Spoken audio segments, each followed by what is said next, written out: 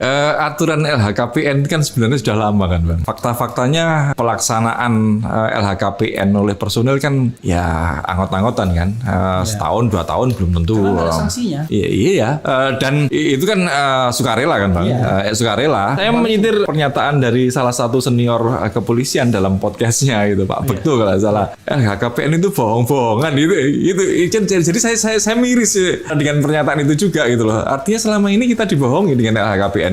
Penegakan hukum, terus Kamtibmas itu. Sebenarnya fungsi utamanya perlindungan masyarakat. Iya, fungsi itu malah terabaikan itu. Jadi orang kalau lihat polisi takut sekarang. Bukan takut Bang, sekarang kalau orang aja belenek Bang. Gitu. Maksudnya belenek apa? Sama mual, sebal gitu loh. Saat ini ya Presiden turun tangan untuk menangani problem-problem di kepolisian ini dengan langkah-langkah yang radikal lah seperti itu. Tentunya bukan tidak meminta Kapolri, tapi memerintahkan Kapolri. Itu. Yang selama ini kan dalam kasus Sambo, kasus yang lain-lainnya Presiden saya minta, Presiden kok minta, Presiden merintah.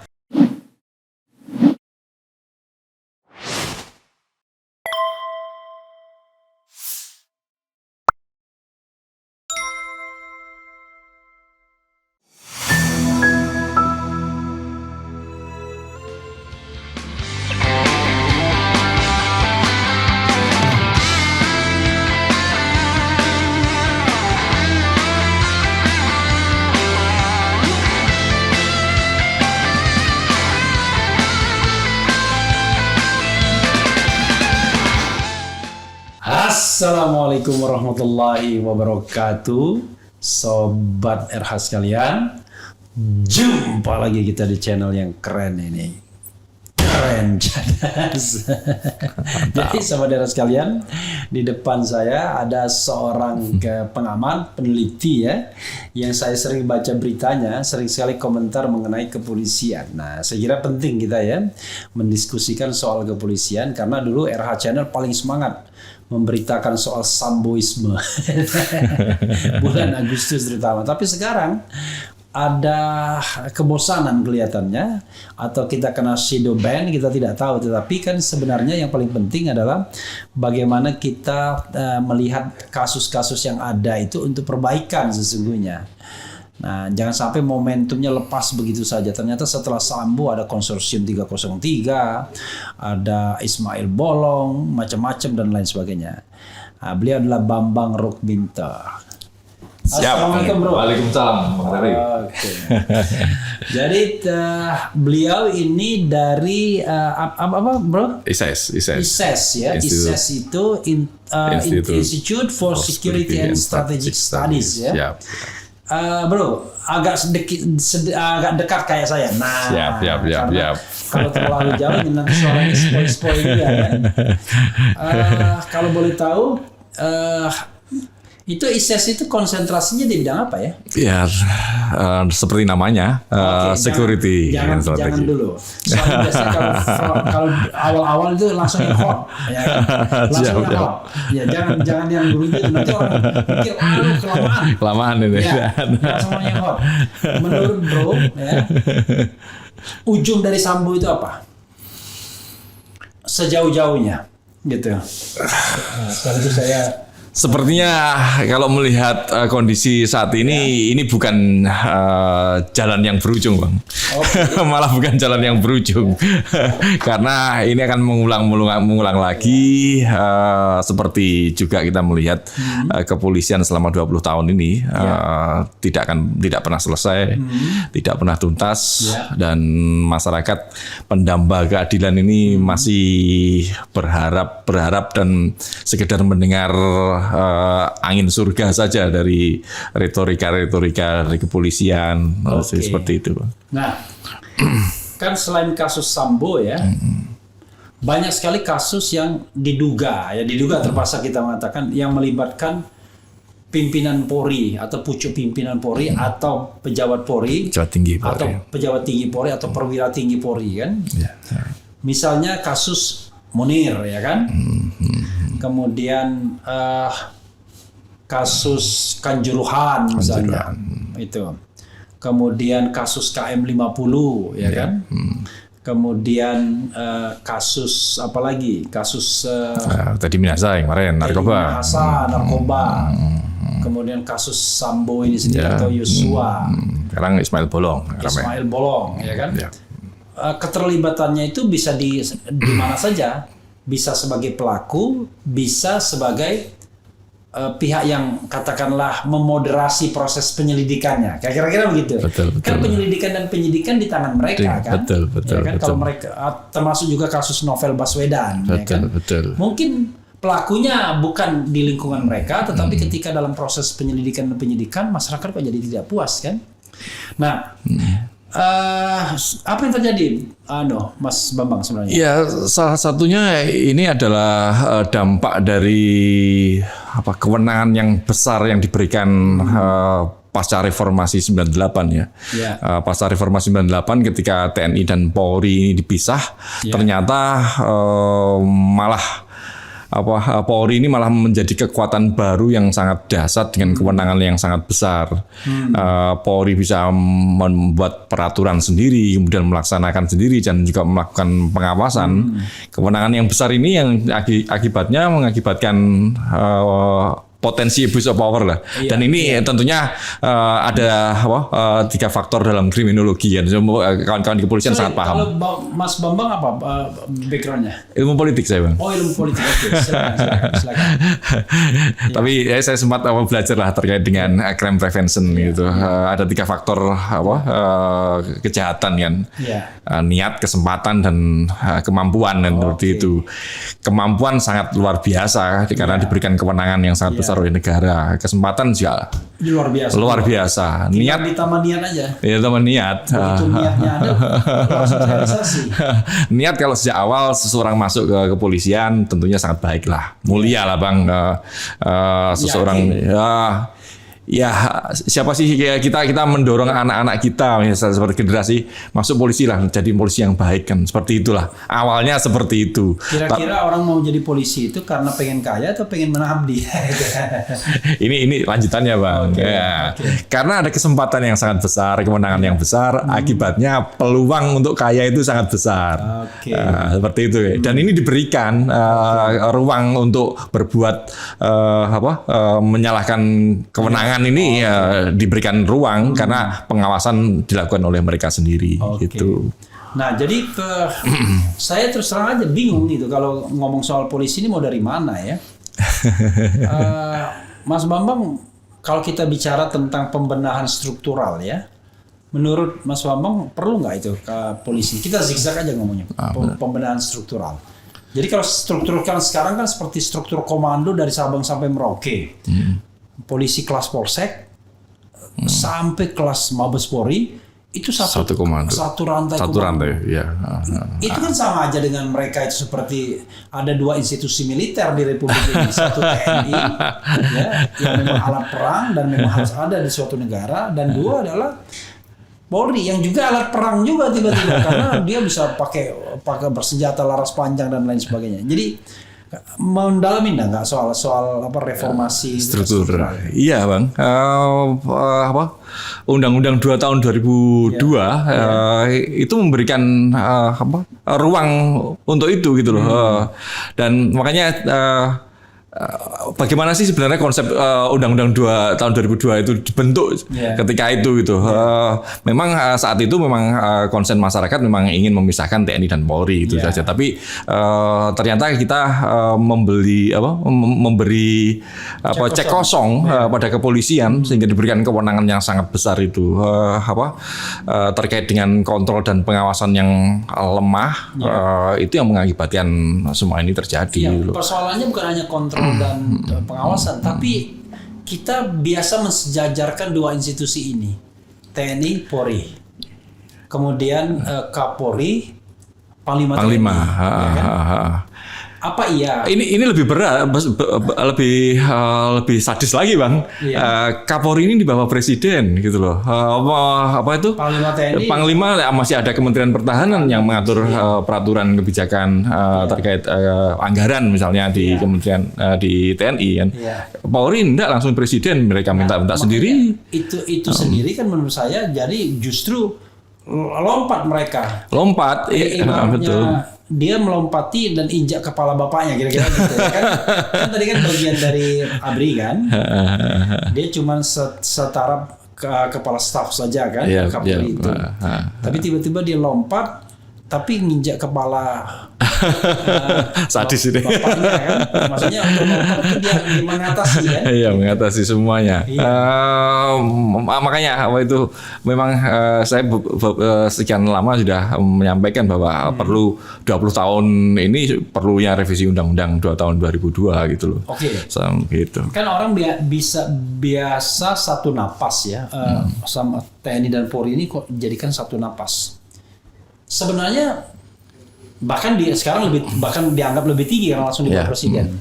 Sebenarnya kalau kita bicara tentang size ya kan, apa iya memang dia satu napas? Kan di konstitusi kita satu alat pertahanan, satu alat keamanan. Ya. Walaupun sebagai orang hukum tata negara saya mengatakan itu keliru. Sebenarnya dia bukan alat keamanan. Itu kan kita harus membedakan state security dengan human security. Betul. Kalau state security itu fungsi TNI itu mestinya. Karena negara.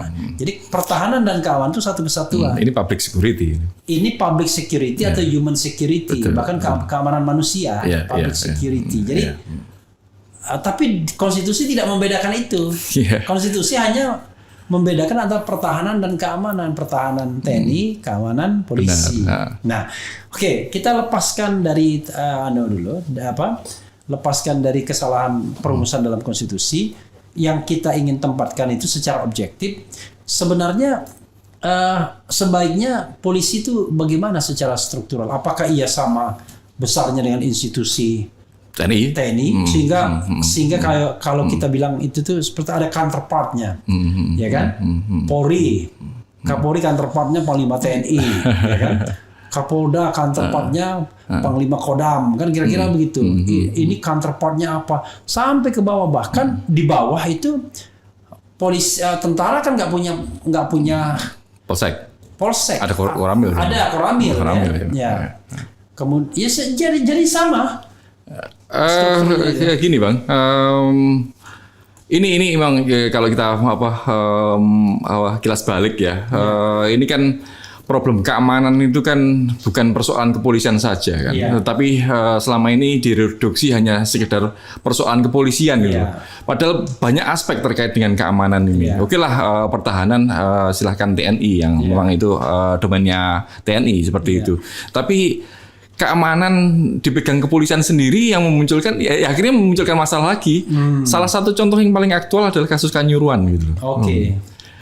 Kenapa polisi bisa masuk dalam industri? Ini kasus Kanjuruhan ini yang nyolok dan korban, tapi industri ini kan bisa banyak hal kan, industri tambang semuanya kepolisian masuk ke situ. Padahal ini sebenarnya adalah domain security industri gitu loh. Dan saat ini semua terkait dengan keamanan ini ujung-ujungnya polisi yang mengatur. Akibatnya peraturan-peraturan mereka yang bikin dan efeknya ketika ada problem tentunya akan muncul konflik kepentingan seperti itu. Kayak kasus Kanjuruhan, kenapa sampai sekarang tidak tuntas gitu loh? Salah satunya ya karena ada konflik kepentingan gitu. Mereka yang menjaga, mereka dalam tanda kutip mereka yang mendapatkan cuan kan. Ketika ada problem, mereka tidak mau disalahkan juga gitu dalam kasus Kanjuruhan seperti itu. Itu yang menjadi masalah. Makanya ini juga salah satu PR yang mungkin Cak Munir dulu bergerak ya terkait dengan perumusan undang-undang keamanan nasional ya. Undang-undang keamanan nasional kita belum punya, tapi undang-undang kepolisian kita punya. Jadi saya agak bingung, jadi lalu kita harus dari mana itu, Bro? Harus dari mana? Saya panggil bro atau mas itu ya. Silakan. Kita harus dari mana? Karena kalau saya sih sebenarnya ini oversize sudah polisi ini. Iya, itu banyak hal ya yang yang perlu ditata ulang gitu loh. kalau memulai dari undang-undang kepolisian jalannya masih panjang, sementara harus ngomong dengan parlemen dan yang lainnya panjang. Yang terkait dengan kultur yang militeristik tadi, Bang, salah satu yang jadi problem itu kan juga peraturan-peraturan di internal kepolisian yang rame terkait kasus Sambo misalnya, pembunuhan itu yang kemarin juga menyeret banyak personil ya terkait dengan obstruction of justice seperti itu. Mereka masih menggunakan peraturan-peraturan yang militeristik gitu loh. Mereka ada sidang etik, sidang disiplin. Padahal sebagai polisi yang modern, yang profesional, dan dia adalah bagian dari masyarakat sipil, seharusnya kan tunduk dan di bawah peradilan sipil, peradilan umum kan, Bang, seperti itu. Sementara saat ini antara sidang etik atau sidang pidana lebih dulu mereka masih tarik ulur, ujung-ujungnya ya suka-suka mereka. Seperti itu. Nggak ada governance yang harus mereka. Betul, nggak ada pertanggungjawabannya seperti apa, suka-suka saja. Kasus Napoleon Bonaparte misalnya sudah divonis, sampai sekarang belum sidang etik. Tapi kasus Sambo belum sidang, semuanya sudah etik, PTDH lagi seperti itu. Ini kan jadi maunya polisi itu apa? Gitu. Kita sebagai masyarakat ya kan mencatat itu semua seperti itu. Aduh, gimana ya? Berat. Jadi kalau gini, kita urai satu-satu juga. Kita urai satu-satu. Yang paling jelas itu adalah soal illegal activities di kepolisian itu. Illegal activities, kemudian yang memunculkan illegal money pastinya kan, uang-uang ilegal itu. Kalau kita lihat dalam kasus Sambo itu kan luar biasa. Bagaimana seorang bintang 2 seorang irjen yang gajinya konon cuma 30 jutaan dengan gaji dan tunjangan kan, 30 jutaan, dan itu pun baru dia jabat kira-kira 2 tahunan lah ya. Bisa punya harta yang sedemikian luar biasa. Dia belum melaporkan LHKPN. Tapi kasat mata kita lihat rumah aja. Dia punya rumah di Saguling, rumah pribadi kan, rumah di Jalan Bangka, rumah di Magelang. Itu baru 3 rumah yang terekspos karena kasus ini. Dia punya 3 Lexus. Lexus yang dipakai oleh putri, yang modelnya kayak Alphard, ya kan? Kemudian ada ya Lexus kayak Alphard tuh ada ya? Saya nggak paham malah. Iya, saya juga nggak paham. Tapi saya lihat gambarnya kayak Alphard tapi Lexus. Ya kan? Jadi karena Lexus kan Toyota juga. Kemudian Lexus untuk pengawal ya yang ditempati Yosua dan kawan-kawan, dan Lexus yang dipakai Verdi Sambo sendiri. Ya kan? Bayangkan. Harga Lexus itu saja diperkirakan 3 mobil saja 2,5 miliar sudah diperkirakan. Belum lagi harga rumah di Saguling dan Jalan Bangka. Kita tahu Jalan Bangka daerah Kemang itu daerah mahal kan? Super mahal. Kemang atau Kemang ya? Daerah Kemang. Lalu di daerah Magelang juga pasti nggak murah-murah juga. Nah, bayangkan. Lalu ada isu uang sampai triliun. Fantastis, triliunan, ya kan? Kemudian mampu membayar seorang pengacara yang idealis, ya kan? Karena adik angkatan saya agak kecewa juga. Yang tadinya sangat idealis, tapi kira-kira berbelok arah. Kan nggak mungkin lah kalau cuma dibayar seperak 2 perak, ya kan?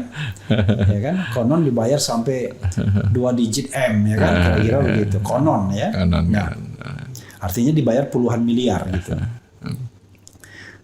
Saya nggak habis pikir dari mana sumber kekayaan itu. Artinya kan itu kasat mata kalau misalnya mau dilakukan TPPU itu kan sudah sangat layak. Tapi seolah-olah tutup mata aja pihak kepolisian terhadap fenomena itu. Gimana, Bro? Aturan LHKPN kan sebenarnya sudah lama kan, Bang? Iya. Fakta-faktanya pelaksanaan LHKPN oleh personel kan ya anggot-anggotan kan, setahun 2 tahun belum tentu. Karena nggak ada sanksinya. Iya, dan itu kan sukarela kan bang, sukarela. Iya, saya menyitir pernyataan dari salah satu senior kepolisian dalam podcastnya gitu Pak Bekto kalau nggak salah. HKPN itu bohong-bohongan jadi saya miris dengan pernyataan itu juga gitu loh. Artinya selama ini kita dibohongi dengan LHKPN itu. Sebenarnya bukan bohong ya, bohong itu ya. Tetapi begini, kelemahan LHKPN itu adalah kalau kita misalnya rumah kita isi, rumah itu NJOP. Ya. Padahal antara NJOP dan harga pasar jauh bisa 10 kali lipat. 10 kali lipat. Iya kan? NJOP-nya 1 miliaran, tapi harga pasarnya bisa 10 miliaran. Gini bang, NJOP aja lah. Iya. Hartanya lebih dari NJOP itu loh. Laporan itu loh kalau kita di Bang Rafli di Bangka, NJOP-nya kan sudah tinggi. Iya. Nggak masuk akal juga kalau dibandingkan dengan penghasilan kan seperti itu. Artinya kan dari mana uang itu gitu loh. Dan apalagi profilnya ya kan. Saya dan celakanya hampir semua perwira tinggi ya begitu. Ya kan? Saya pernah misalnya menemui ya di daerah Palu, kok ada itu kejuaraan yang ini ada gangguan sedikit. Kejuaraan atas nama Kapolda. Tapi Kapoldanya Kapolda tempat lain. Itu miris lagi lah Pak. Bukan Kapolda Sulawesi Tengah. Saya nggak mau nyebut namanya. Kejuaraan bulu tangkis, piala. Dia nggak nyebut Kapolda apa, piala titik-titik. Tapi orang itu sekarang bukan Kapolda di situ. Dan nggak pernah juga jadi Kapolda di situ kayaknya. Bukan juga daerah asalnya. Kok bisa ya? Gitu loh. Kalau seperti itu kan nyarut nama, yang penting sponsor kan boleh-boleh aja bang. Bukan, justru ini persoalan good governance. Iya kan? Justru itu masalahnya. Maksud saya ketika dia bisa digunakan namanya, itu kan tambah parah berarti dari sisi good governance ya kan? Ya, ini sebagai pejabat publik sebenarnya tidak etis kan seperti itu. Nggak boleh dong. Nggak, maksudnya dia nggak ada korelasinya. Nggak ada korelasi ya. Ketua umum PBSI juga enggak. Ya kan? Kira-kira begitu.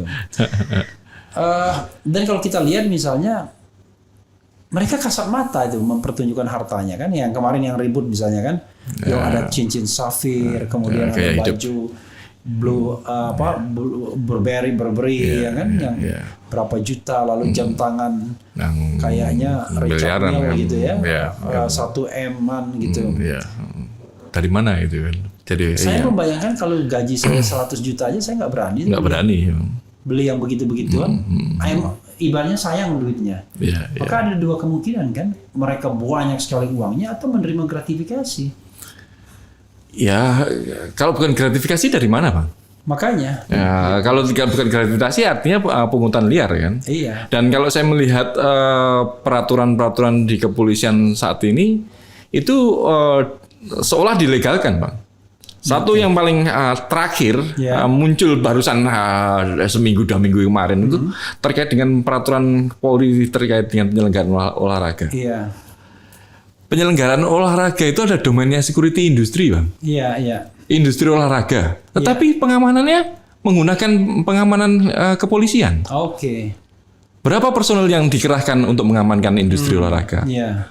Apakah ada PNBP terkait yang masuk ke negara dengan menggunakan tenaga personil itu? Iya.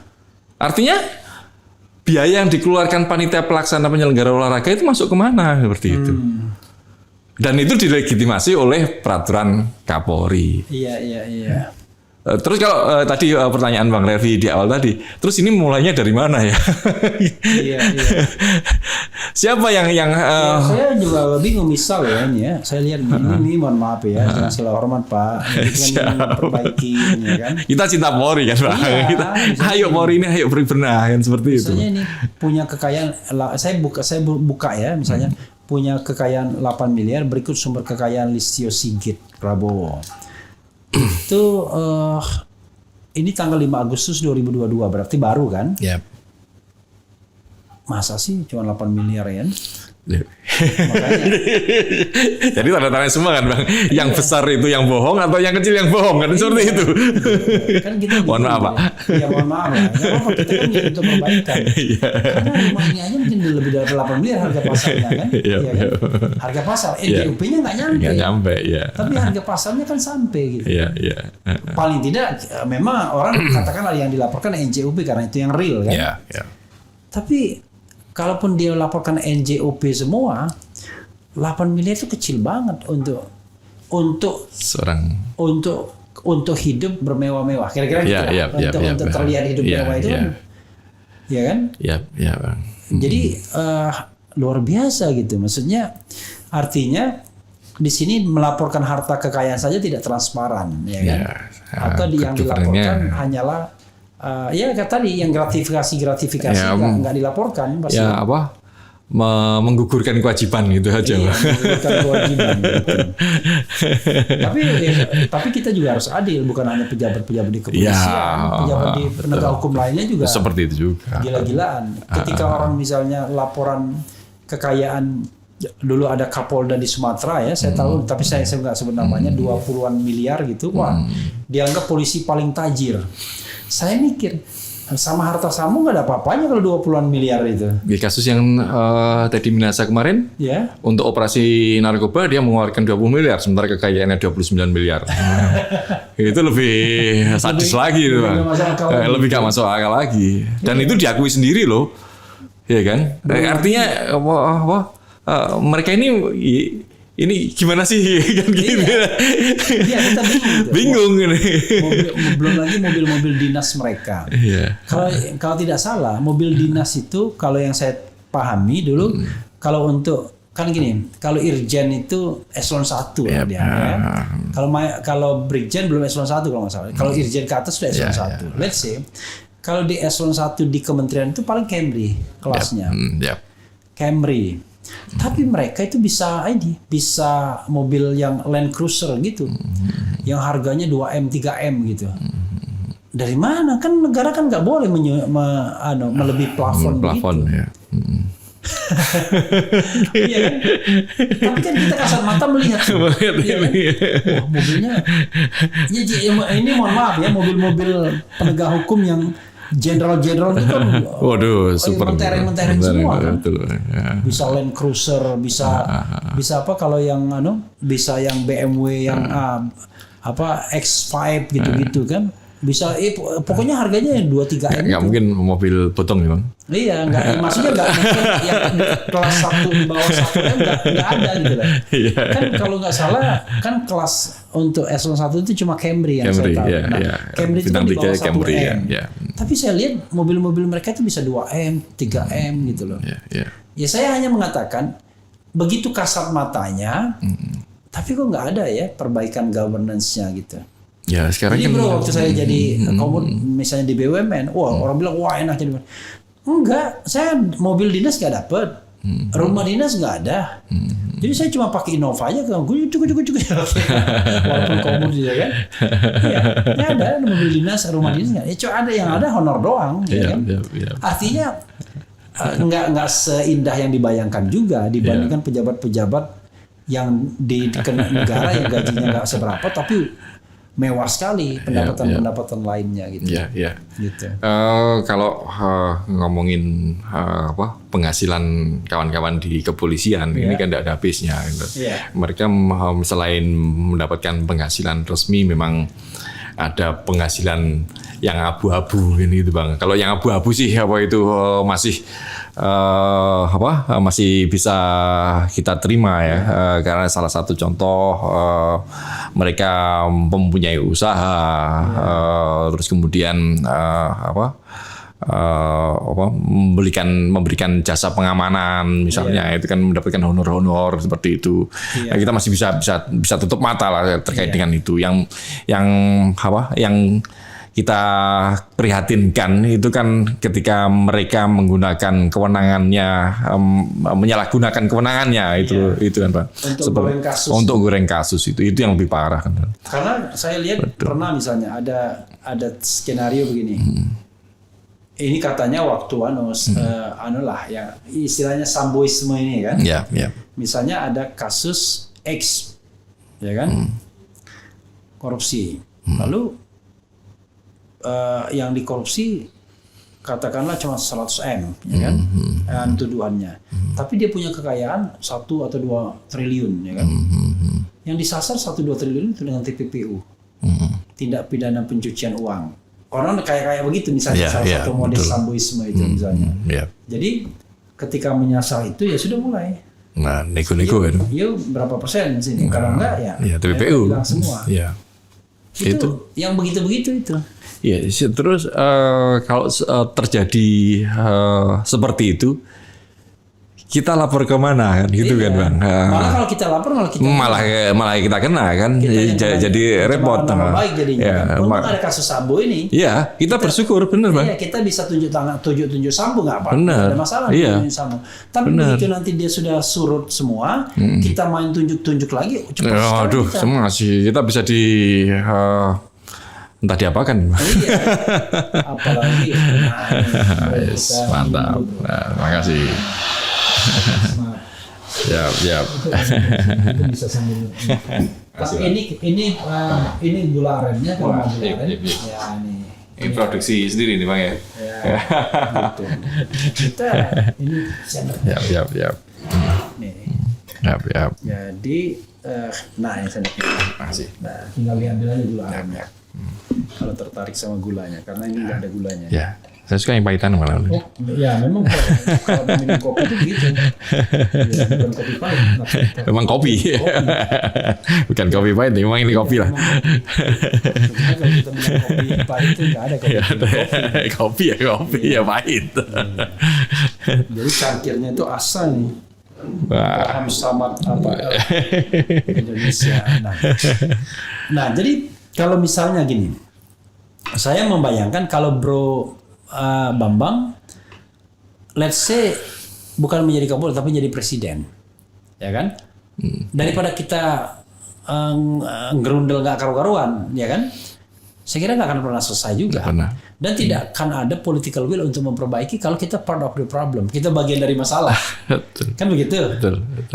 Karena itu kita harus lakukan katakanlah perombakan institusi besar-besaran untuk menjaga good governance-nya kan. Betul. Dan clean government. Sekali lagi karena kita pengen polisinya profesional, tentara, tapi negara ngasih gaji yang segede-gedenya, ya kan, dia nggak main lagi. Iya. Kira-kira kalau misalnya Bro Bambang jadi presiden, ya kan, saya silahkan untuk berimajinasi ya biar saya istirahat ya kan.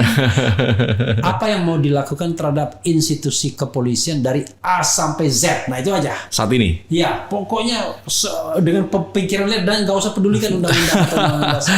Saat ini potong semuanya Bang. Ya silakan. Potong semuanya.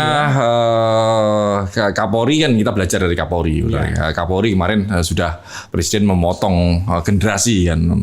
Kalau dengan kasus-kasus yang saat ini terjadi ya potong generasi. Jadi potong bintang 3, bintang 2, bintang 1 silahkan pensiun dini. Kita tata ulang, aturan-aturan main ditata lagi, peraturan-peraturan yang masih memberikan celah kita perketat lagi. Seperti itu. Kalau tidak, tanpa ada itu ya mereka adalah bagian masalah. 1, 2, 3 ini mereka juga produk dari sistem yang salah gitu loh. Makanya kalau pengen benar-benar bersih, ya rombak sistemnya berbarengan dengan melakukan seleksi terkait produk-produk yang di internal ini gitu loh. Produk-produknya apa ya? Perwira-perwira tinggi ini mereka adalah produk sistem yang sudah sangat rusak ini gitu loh. Ya itu kan baru reformasi yang sifatnya orang ya. Tapi saya belum lihat reformasi strukturalnya apa. Artinya kan itu kan cuma ganti orang. Ini kan kita jadi presiden Bang. Iya jadi presiden. Ya. Presiden potong itu kan bisa. Kita tidak perlu. Maksud saya kok cuma itu doang. Dikasih jabatan presiden kok cuma ya belum dong. Setelah itu kan undang-undang. Ayo kita usulin undang-undang. Ganti undang-undang. Kan seperti itu. Tapi nggak usah bilang undang-undang. Pokoknya tanpa memperhatikan undang-undang. Itu kan nanti gini. Ketika kita bicara mengenai gini-gini nanti baru ujungnya Undang-undang. itu soal lain. Atau bahkan ganti undang-undang itu soal lain. Tapi ini bro, saya angkat jadi presiden, ya kan? Dan ada anak buah presiden yang bernama Kapolri, ya kan? Dengan jajaran bawahnya. Kita nggak bilang jaksa dan lain sebagainya. Nah, satu tadi potong generasi. Ya. Berarti semua bintang 1, bintang 2, bintang 3 pensiun. Pensiun. Yang ditinggalkan cuma Kapolrinya doang. Bintang 4 selanjutnya kan. Sekarang suruh nata dulu ini. Oh, ya 321 ini bersihin dulu. Ya, okay. Setelah kamu kalau nggak bisa nata bener-bener ya tetap aja pucuk pimpinan harus ada kan Bang. Oke ya. Nah, gitu. Artinya kan 1, 2, 3 bersihin dulu. Seperti itu. Kalau nggak mau kamu kasih deadline sekian sekian nggak bisa nyelesain ini, nggak bikin reformasi ini tuntas, ya sudah, memang waktunya ada apa itu mengendorse dari apa itu instansi lain juga nggak apa-apa, itu kewenangan presiden kok. Mungkin dari Jenderal TNI misalnya yang memiliki visi yang lebih bagus untuk menata, ya kenapa enggak? Bukan hanya dari TNI, dari manapun silakan. Oke, jadi satu potong generasi, lalu berikutnya apa? Yang kedua? Rombak peraturan instrumen-instrumen yang ada di kepolisian. Oke, rombak instrumen yang ada di kepolisian. Pembagian kewenangan, fungsi kontrol tadi. Tapi sebenarnya terus terang saja, saya merasa kok aneh ya, polisi ini kok bisa bikin regulasi sendiri ya? Undang-undangnya memberi kewenangan itu Bang. Kan ujung-ujungnya ke situ Bang. Ya. Maksud saya, kita harus membedakan regulasi ya. Misalnya KPU. Itu bukan ketua KPU yang bikin regulasi. Tapi KPU sebagai lembaga. Benar. Kemudian misalnya tapi menteri dia bikin regulasi. Tapi jangan lupa menteri kan memang pembantu presiden secara langsung. Ya kan? Untuk internal. Iya. Tapi peraturan menteri kan keluar juga kan, peraturan menteri misalnya. Walaupun sebenarnya saya mengusulkan jangan ada peraturan menteri yang sifatnya eksternal, tapi kan baru ke depan. Yang ini kan yang jadi masalah adalah dia bisa bikin peraturan sendiri, dia laksanakan sendiri, dia awasin sendiri gitu. Sanksinya dia berikan sendiri gitu. Ya kan? Nah, oke lah, 2 ya, baru 2 poin kan.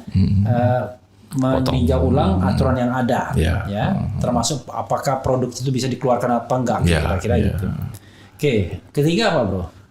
Tambah lagi lembaga pengawasan, Bang. Tambah lembaga pengawasan? Iya. Pengawasan eksternal atau eksternal lah. Kalau internal sekarang semua internal sudah ada, tapi faktanya eksternal kan sudah ada Kompolnas sudah ada Kompolnas. Kompolnas ya, kalau sekarang dianggap Kompolnas itu sebagai lembaga pengawas ya harus diperkuat, diberikan kewenangannya lebih. Artinya dibuat yang baru atau diperkuat di situ aja? Bisa baru lah, lebih baik yang baru.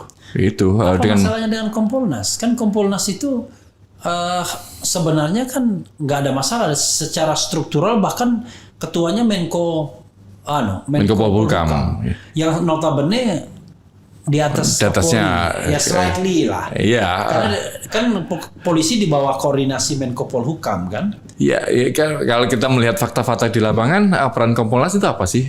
Kewenangan yang diberikan hanya memberikan saran-saran saja. Iya, saran. Masukan-masukan pada Presiden untuk mengganti Kapolri, usulan nama Kapolri, kemudian perbaikan untuk internal. Saran, tidak diberikan kewenangannya lebih untuk menegur atau.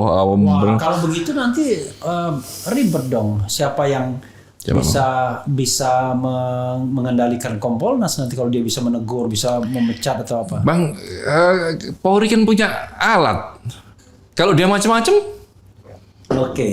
ada unsur penegakan hukum yang dilakukan oleh Polri. Kalau ini artinya kan juga saling mengawasi antara Kompolnas dan Polri kan. Polri mengawasi Kompolnas juga mengawasi Polri kan gitu. Kalau check and balance seperti itu terjadi, ya kita bisa berharap lebih bagus kan seperti itu.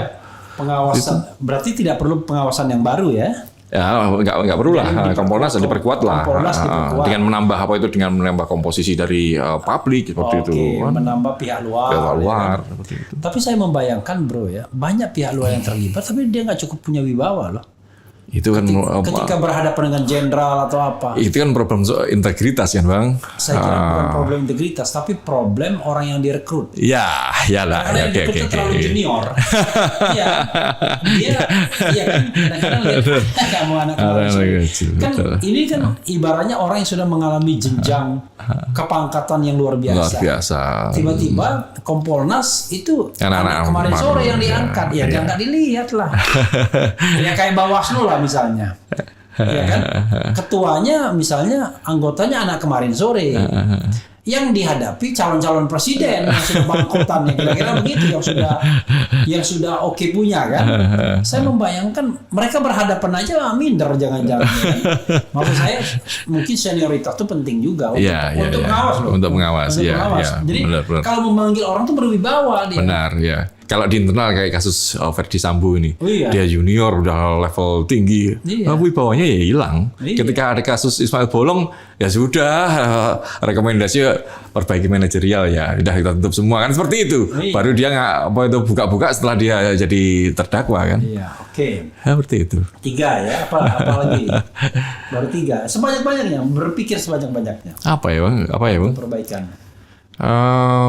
Soal rekrutmen, pendidikan, saya rasa memang harus ada perbaikan ya. Tapi secara normatif sudah cukup bagus lah. Mungkin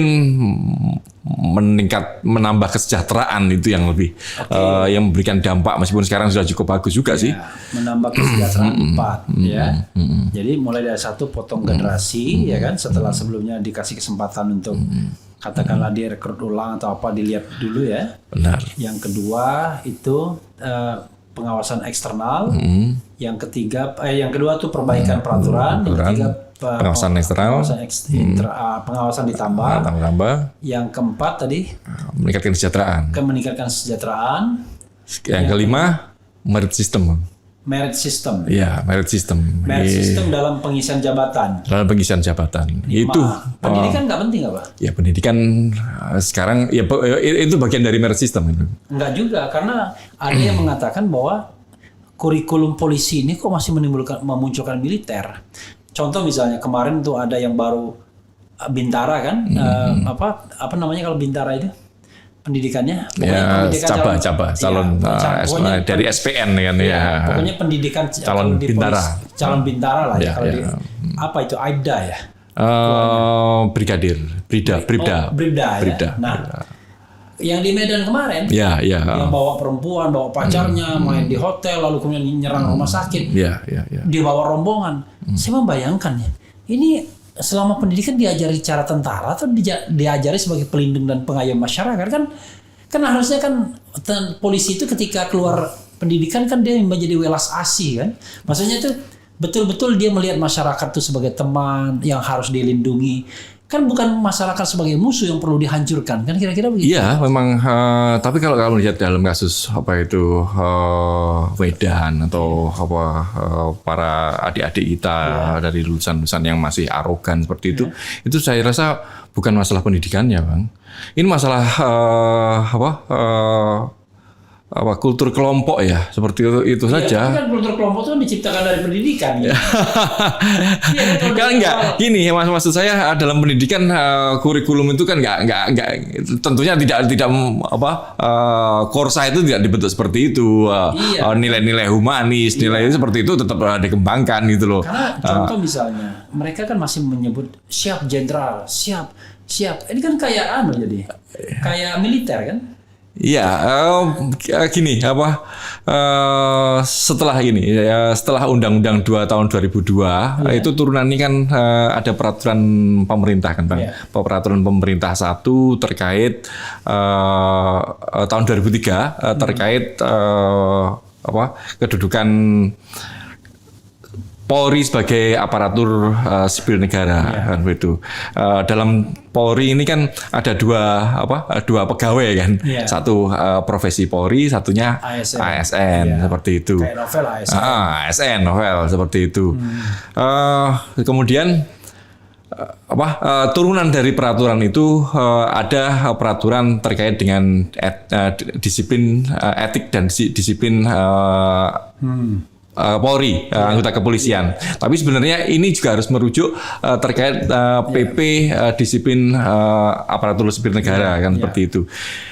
Peraturan Kapolri yang terkait etik dan disiplin ini tidak mengacu pada disiplin aparatur sipil itu gitu loh.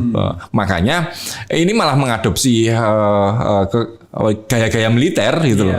Mereka masih melakukan ada sidang, ada disiplin gitu loh. Seharusnya mengacu pada peraturan sipil. Salah satu kasus PTDH yang beberapa waktu ini PTDH itu pemberhentian tidak dengan hormat pada personel yang melakukan obstruction of justice. Ini seharusnya kan mereka Kapolri tidak bisa melakukan PTDH gitu loh. Mereka dalam sidang itu loh, dalam sidang etik itu tidak melakukan PTDH. Sidang etik itu maksimal memberikan sanksi demosi gitu loh. Demosinya apa? Memecat dari profesi Polri. Tetapi sebagai pegawai negerinya, presiden yang bisa memberhentikan kan. Seperti itu. Kalau sekarang ini rancu loh. Pemecatan itu harus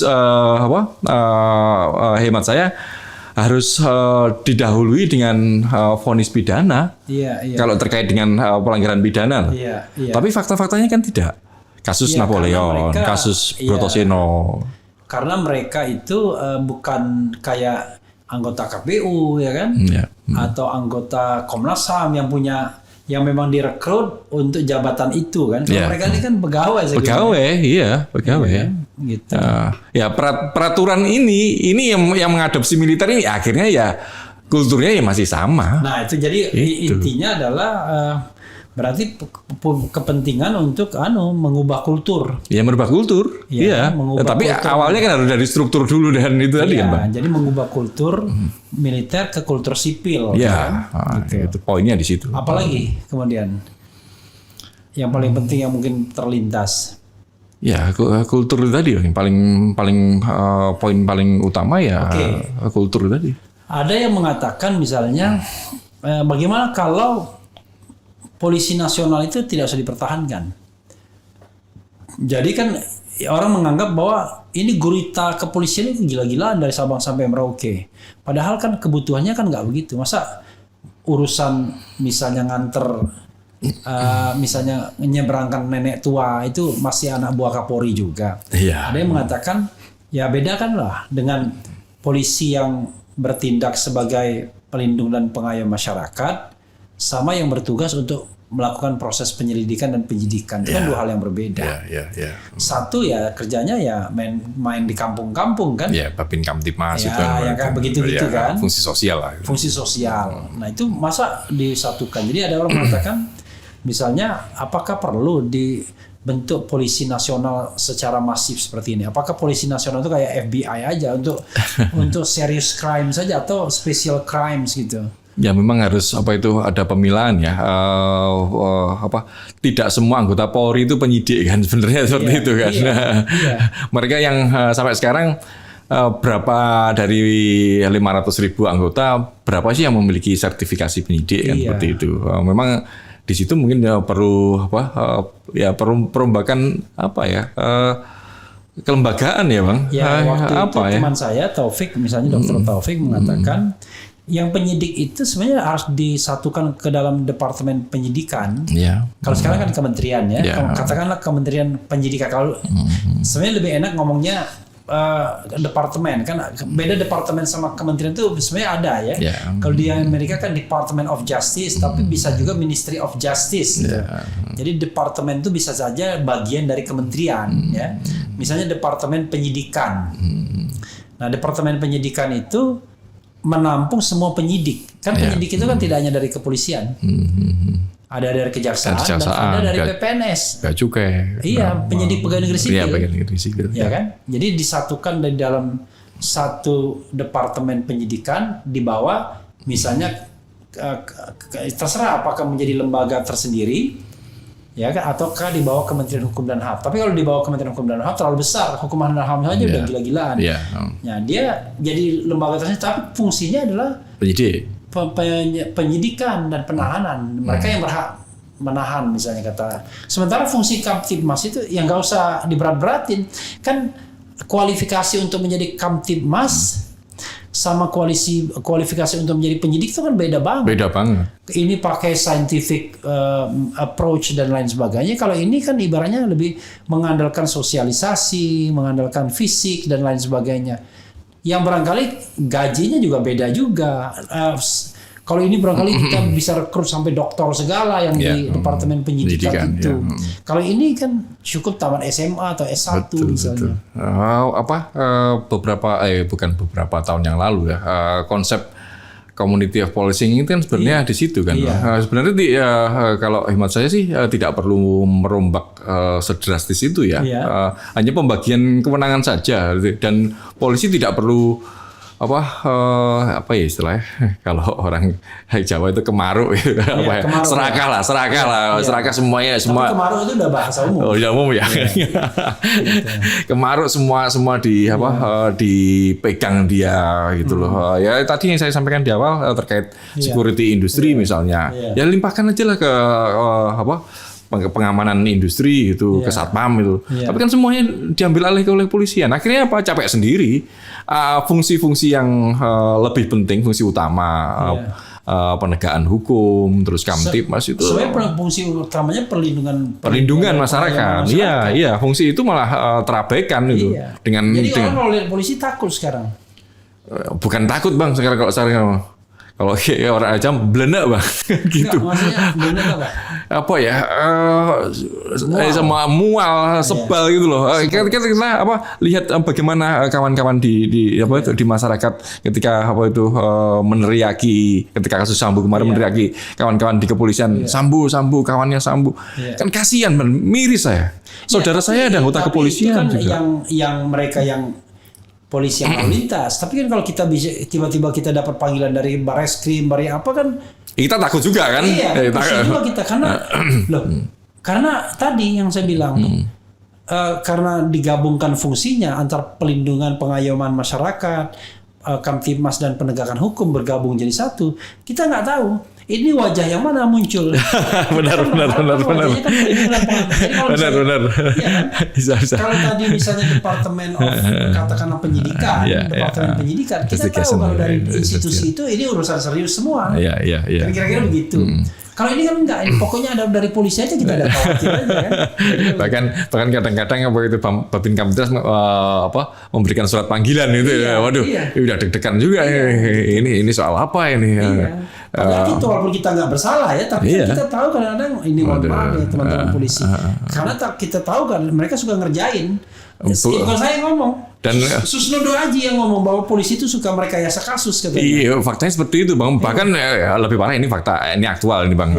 Seorang kawan pelaku UMKM pelaku UMKM di daerah saya didatangi dari polisi wilayah lain, diberikan surat panggilan terkait perizinan merek. Apa yang dilakukan dia? Dia itu punya toko gitu loh, jual beli Mertega grosir, dipotong-potong setengah kilo, kena juga dari polsek lintas daerah nih, kasihan banget itu. Ini gimana sih kawan-kawan? Saya terkait dengan itu, menurut saya bukan pemisahan tadi Bang. Yang lebih diperkuat adalah pengawasan, kontrol dan pengawasannya. Jangan sampai ada polisi lintas tapi nggak Polres. mungkin kalau kita melakukan pengawasan, lama-lama kita membentuk lembaga pengawasan itu gede banget. Kan contohnya gini, pengawasan yang paling bagus kan pengawasan struktural, dari bawahan, dari atasan ke bawahan.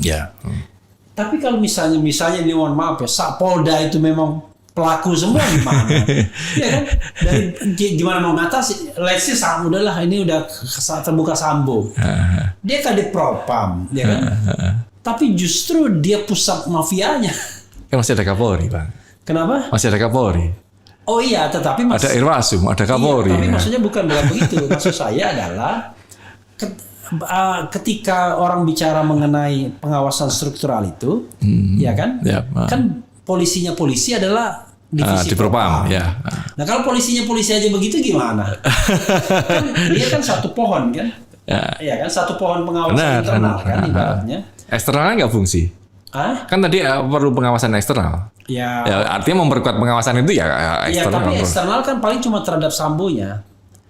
Tapi kalau terhadap pohon ke bawah sampai ke kan kalau kita lihat Satgasus Merah Putih itu kan dari Sabang sampai Merauke. Iya, iya. Kemarin gini Bang, kemarin saya sempat menyampaikan di beberapa media terkait semacam apa ya lembaga ombudsman di internal gitu loh. Jadi apa beberapa hari menerima pengaduan dari internal. Iya, iya. Siapa sih yang melindungi personil di bawah? Kayak kasus kemarin di Sulawesi atau ya seorang anggota polisi yang menyampaikan bahwa semua pendidikan harus bayar. Terus kemudian juga ada seorang polsek yang menulis sarang pungli, sarang mafia, sarang pungli. Ini kan di internal sendiri juga ada problem gitu loh. Kepada siapa mereka mengadu? Secara struktur mereka harusnya mengadu pada Divpropam seperti itu. Kalau Divpropamnya pemain, siapa yang melindungi mereka gitu loh? Kompolnas tidak sampai sekarang belum memiliki kemampuan untuk seperti itu. Kompolnas menurut saya cuma jadi sertifikasi. Iya, sertifikasi aja. Karena Kompolnas tadi kan salah satu unsurnya mantan polisi sendiri. Ya kan? Kadang-kadang dia bintangnya nggak lebih tinggi daripada yang dia awasi. Bintangnya nggak tinggi, terus bintangnya dapatnya dari mana kita nggak tahu juga kan, Pak? Gitu. Atau dia juga bermasalah mungkin. Dia bermasalah sebelumnya. Sementara yang lainnya dari NGO dia dipandang sebelah mata. Ya. Menko Polhukamnya nggak turun sehari-hari. tapi bersyukur ada Pak Mahfud lah dalam kasus-kasus ini beliau mengawal lah. Ya, kecuali KM50 dia nggak ngawal. Kalau KM50 sama sekali malah ikut membubarkan FPI. KM50 itu soal KM50 itu menarik. Ada apa kalau KM50? KM50 itu kan saya menyampaikan bahwa ada kesalahan prosedur di situ kan. Karena dalam penanganan sebuah surveillance ketika ada penangkapan seharusnya tidak dilakukan penembakan seperti itu. Tetap harus diamankan. Kalau dia tidak mampu, ya harus meminta bantuan dari satuan lain terdekat itu. Masa tiba-tiba masuk di dalam mobil tiba-tiba menyerang. Ceritanya begitu. Ya ceritanya kita terima ceritanya gitu Pak. Nggak masuk akal. Nggak masuk akal. Orang berapa itu? Yang empat yang menangkap 3 orang. Lewat lah kan. 3 orang. Yang satu nyupir. Lalu komposisinya sopir di depan satu, lalu satu polisi di tengah, sampingnya satu laskar, 3 di belakang. Sama aja dia menyerahkan lehernya. Iya, kan nggak masuk akal. Harusnya kan sebelum diangkut ke polisi ya minta bantuan yang lain kan gitu. Mudah kan? Ya mudah lah. Polsek terdekat. Polsek terdekat ada nggak ada borgol. Polisi jalan raya juga ada, patroli jalan raya juga ada. Gitu. Seperti itu. Itu yang atau misalnya masa bangsa tali-tali aja kagak ada ya kan? Tapi oke lah itu prosedur yang keliru juga tetap ada borgol kan. Iya, borgol. Nah, tapi yang kasat mata itu aja nggak diselesaikan. Gimana? Ya hampir semuanya tidak terselesaikan kan. Nah, makanya saya di awal tadi barangkali ada juga yang memang ini urusannya bukan urusan polisi sendiri. Urusan politik kan jadinya gitu Bang. Politik, kalau urusan politik udah kita gendor dinding istana kan. Kalau enggak ya kita kasus Yosua ini masih beruntung, bukan Yosuanya beruntung, tapi kasusnya masih beruntung ini. Benar, sudah on track. Kalau kasus ini Presiden Jokowi ngomong ya kan, transparan. Masyarakat kompak, tidak terbelah menjadi cebong kampret, pokoknya semua fokus. Internal pecah, sehingga punya peluang untuk buka-bukaan, saling buka kartu. Tapi dalam kasus KM50, istana diam aja, masyarakat terpecah, ya kan? Karena menganggap ini, ini pantas dimatiin. Saya sedih loh terus aja. Ini manusia, bagaimana prosedur? Internalnya kompak. Keep silent, kira-kira begitu. Yang lebih aktual sebenarnya yang baru sekarang ini korban lebih banyak Kasus Kanjuruhan, Bang. Iya, Kanjuruhan. 130 nyawa yang saudara-saudara kita. Saya Arema, Bang. Saya tinggal di Malang. Saya kalau cerita itu sedih, Bang. Loh. Bener, waduh, ya Allah. Begitu, Bro, Bambang harus dengarkan lagu ini dulu biar tambah sedih gitu ya. Tapi kita tidak bermaksud menambah kesedihan, Bang, ya. Tapi ini lagu yang memang saya dedikasikan kawan-kawan Kanjuruhan ya. Kepada Kanjuruhan dan KM 50. Yep. Ini judulnya begini ya. Yep. Saya minum, Bang, ya, sambil minum. Lagunya begini, kita perdengarkan ya. Ini saya berusaha menyelami bahwa ini manusia, the right to life. Kalau di konstitusi itu hak hidup adalah hak asasi manusia yang tidak dapat dikurangi dalam kondisi apapun, ya kan? Yep. Kalaupun mau dihilangkan, ya harus melalui due process of law. Yep. Nggak bisa dengan kelalaian-kelalaian seperti ini. Lalu seperti kasus KM 50, 6 anak manusia meninggal, tapi nggak ada yang dihukum 1 hari pun. Bayangkan, dikenakan kasus pembunuhan, tuduhannya atau dakwaannya, tapi ditahan aja enggak. Yeah. Giliran kasus pencemaran nama baik lah atau penyebaran kebencian, Kak, cepat sekali ditangkapnya, ditangkap dan ditahannya. Ya. Kalau perbandingan Kanjuruhan kemarin itu yang dibandingkan dengan kasus gerbek esek-esek itu, Bang. Iya. Kalau soal esek-esek kan cepat gitu kan. Cepet soal 130 nyawa sampai sekarang nggak ada kabarnya. belum ada ininya. Nah ini ya. Nah ini judulnya Tragedi ini. Ini lagu yang baru. Ini lagu bukan terakhir, lagu yang terakhir, yang paling baru yang kita ciptakan sama Ogi ya. Nah, mantap.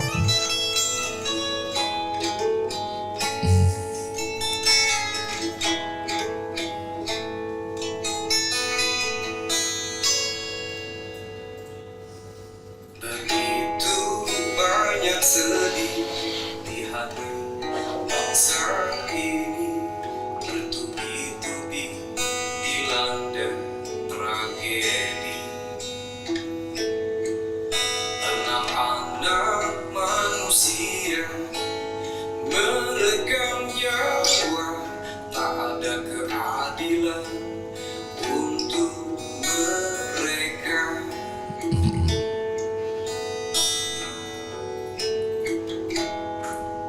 Ratusan nyawa mati percuma karena gas air mata. Kanjuruhan jadi ladang rintihan.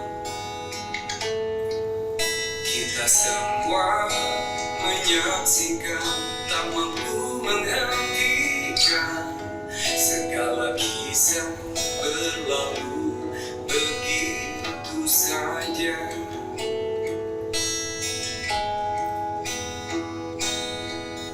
Ibu Pertiwi menangis sedih, anak-anak bangsa saling memangsa, tak ada kasih pada anak negeri. Kau pemimpin, mengapa begini?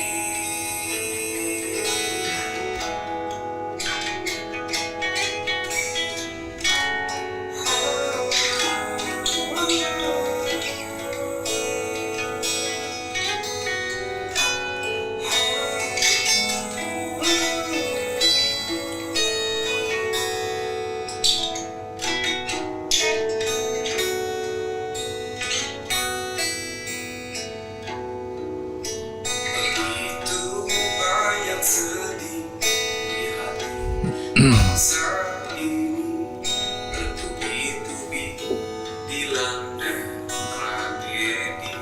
Nah itu sorry maaf. Nah itu loh. Catatan. Meregang nyawa, tak ada keadilan untuk. Jadi kalau orang mendengarnya akan sedih ya, karena memang begitulah, bayangkan ya, 6 anak manusia meregang nyawa, satunya mati percuma karena gas air mata kan. Nah, jadi memang kalau kita bicara ya semua nyawa anak manusia ya kan. Nah, dan semua sama, yang bertanggung jawab itu petugas. Karena mereka mati di tangan petugas. Kalau mereka mati di tangan penjahat, ya itu soal lain, ya kan. Tapi mereka mati di tangan aparatur negara. Aparatur negara yang menghilangkan nyawa warga negara kan harusnya lebih cepat ditangani. Gitu, lebih mudah, lebih cepat ditangani dan lebih sanksinya lebih berat dibandingkan penjahat yang membunuh, ya kan? Karena penjahat itu dia nggak punya kewajiban untuk melindungi dan mengayomi. Ini kan punya kewajiban dibayar negara dan lain sebagainya. Tapi dia menghilangkan nyawa. Tapi ya itulah kemana kita harus mengadu ya. Kaum pemimpin kenapa begini? Bertanya kaum pemimpin kenapa begini? Gitu ya. Kemarin kawan. Tadi awalnya kan Kanjuruhan jadi ladang pembantaian. Tapi saya pikir aduh nanti terlalu keras. Terlalu keras. Ada merintihan aja, kan? Pada dasarnya mereka ya merintih pasti kan. Gitu. Oke, bro. Kita lanjutkan ya sedikit lagi. Jadi sekarang ini apa yang harus setidaknya dalam jangka waktu dekat ini dilakukan? Tadi kalau kita bicara reformasi kan jangka panjang. Nah, yang paling kita harus lakukan dalam jangka waktu dekat ini. Iya benar. Yang dekat itu kira-kira sampai masa akhir pemerintahan Presiden Jokowi, kira-kira gitulah. Sebenarnya terlalu lama juga bang. Sekarang terlalu lama lah bang. Sekarang 2024 1 tahun lagi sudah pemilu. Iya. Sekarang dengan tingkat kepercayaan masyarakat kepada kepolisian yang seperti yang kedodoran seperti saat ini. Kemarin katanya naik. Saya juga bingung itu dari mana ininya surveinya. Naiknya dari mana seperti itu. Naik gitu ya. Itu data politik Burhan. Ya tapi kadang-kadang kan. Ya sudahlah ya itu. Sudahlah ya. Karena di sini saya pernah bikin polling. Sebelum kasus Sambo, apakah Anda pernah percaya dengan institusi kepolisian? Jawabannya nggak pernah. Mayoritas nggak percaya. Artinya sebelum kasus Sambo pun mereka nggak percaya. Ya, gitu. Itu kan juga salah satunya juga dilihat dulu yang bikin survei siapa kan itu bang. Iya. Yang bikin survei bang Refli ini mana ini arahnya gitu. Nggak ini polling. Iya. Iya yang bikin polling siapa kan gitu. Oke lah. Tapi yang jelas. Oke, apa yang harus kalau saya sederhana untuk melihat itu bang. Mungkin ini sedikit ringan ya. Saya melihat dari milik Divhumas yang di Facebook itu. Itu kita lihat saja yang jempol berapa, yang tertawa berapa, kan itu aja. Artinya ketika banyak yang tertawa, yang mereka tidak percaya dengan apa yang dilakukan oleh kepolisian, apa yang disampaikan oleh kepolisian. Dalam waktu dekat ini kan kita bersiap untuk pesta demokrasi, untuk pemilu kan bang. Dengan tingkat kepercayaan yang seperti saat ini, ya berat. Makanya harapan satu-satunya saat ini ya Presiden turun tangan untuk menangani problem-problem di kepolisian ini dengan langkah-langkah yang sedikit radikal lah seperti itu. Tentunya bukan meminta tidak meminta Kapolri, tapi memerintahkan Kapolri itu.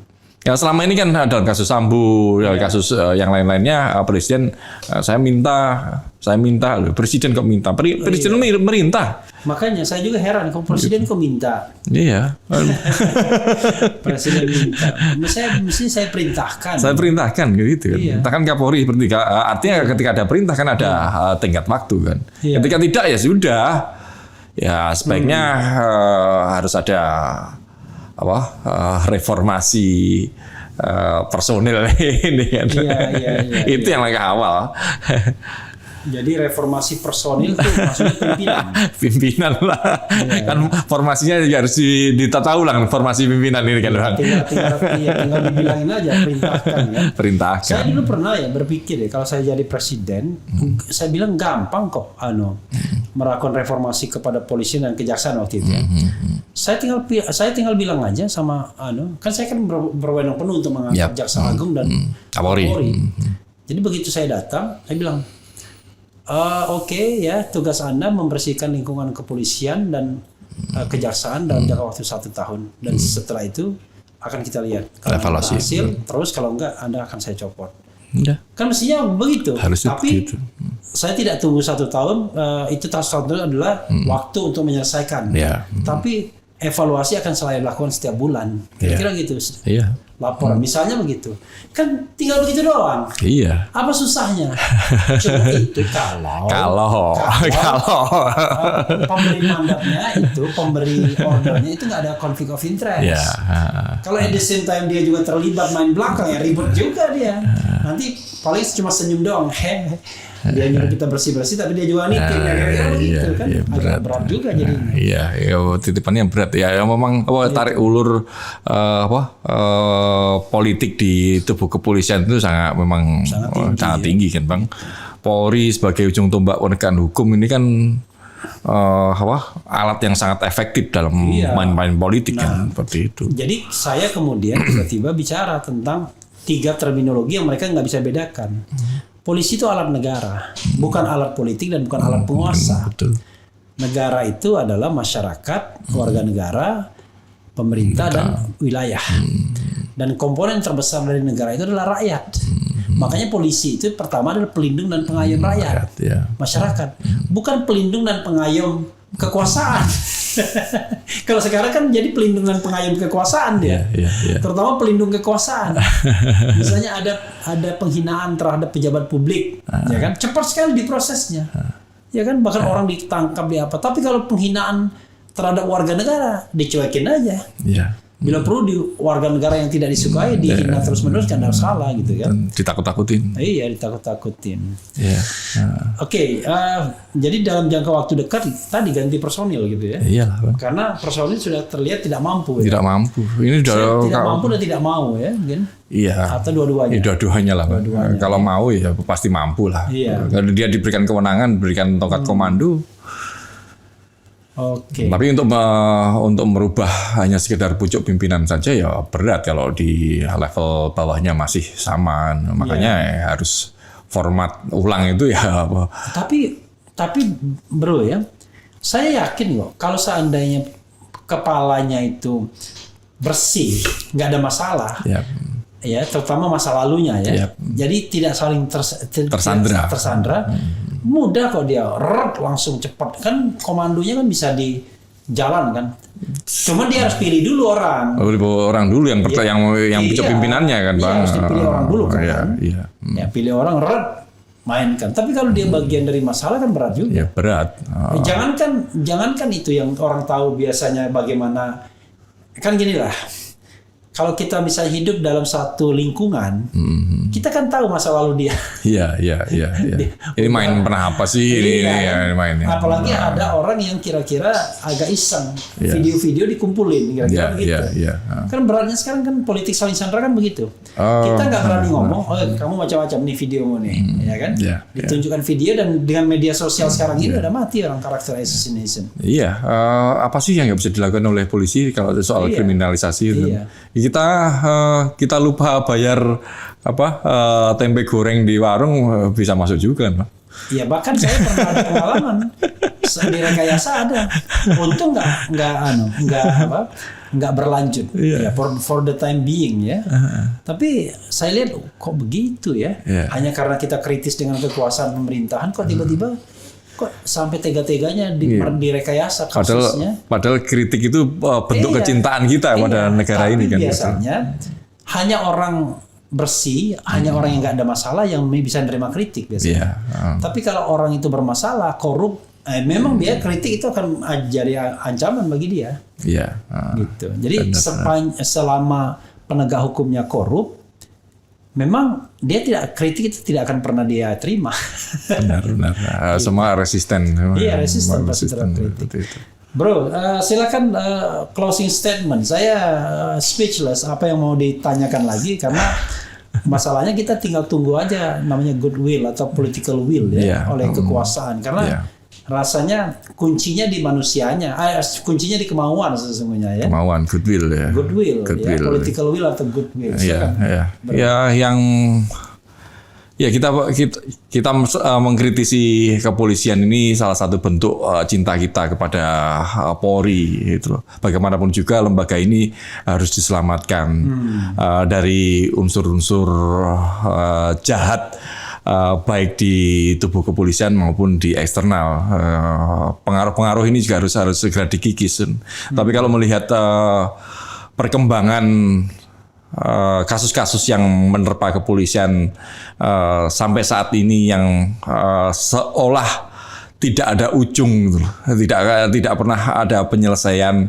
Makanya yang dibutuhkan saat ini adalah goodwill dari pucuk pimpinan negara untuk menyelamatkan kepolisian yang kita cintai ini, dan kemudian dilanjutkan dengan political will, bukan hanya dengan sekedar retorika, tapi dengan langkah-langkah konkret yang bisa diterima semua masyarakat, sehingga kepercayaan masyarakat pada kepolisian ini benar-benar bisa pulih, apalagi menyongsong pesta demokrasi 1 tahun lagi.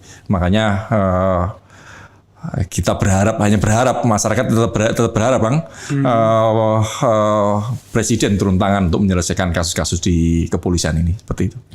Iya, saudara sekalian ya, akhirnya kita bersandar kepada yang namanya pucuk pimpinan tertinggi di Republik ini, karena kita merasa barangkali kalau hanya bersandar pada pucuk pimpinan lembaga, berat kira-kira reformasi kepolisian. Padahal kita rindu sekali pelindung dan pengayom masyarakat, di mana ketika kita diperlakukan tidak adil, kita bisa cari keadilan ya di tempat lembaga penegakan hukum. Tapi semakin jauh dari cita-cita reformasi ternyata faktanya. Jadi tadinya kita reformasi itu dimaksudkan untuk memberikan keadilan bagi warga masyarakat yang hidup dalam rezim represif Orde Baru. Sekarang ternyata kondisi tidak jauh lebih baik. Bahkan to some extent orang mengeluh sudah sulit ekonomi, tapi juga negara sangat represif juga terhadap orang-orang yang terutama berbeda pendapat dan kritis ya. Itu saja sahabat era sekalian, mudah-mudahan kita akan mendapatkan hawa segar ya pada tahun-tahun mendatang. Terutama kalau seandainya ada kepemimpinan baru politik, siapa tahu malah jauh lebih baik. Karena harapan kita begitu. itu. Jadi itu bukan penghinaan. Memang harapan kita adalah pemimpin besok harus lebih baik dari pemimpin hari ini. Ya. Jadi pemimpin lusa lebih baik dari pemimpin esok. Karena kalau tidak, namanya bangsa ini lama-lama hancur kalau kepemimpinan itu justru menjadi lebih buruk atau regresif. Itu saja. Wassalamualaikum warahmatullahi wabarakatuh. Waalaikumsalam. Yeah.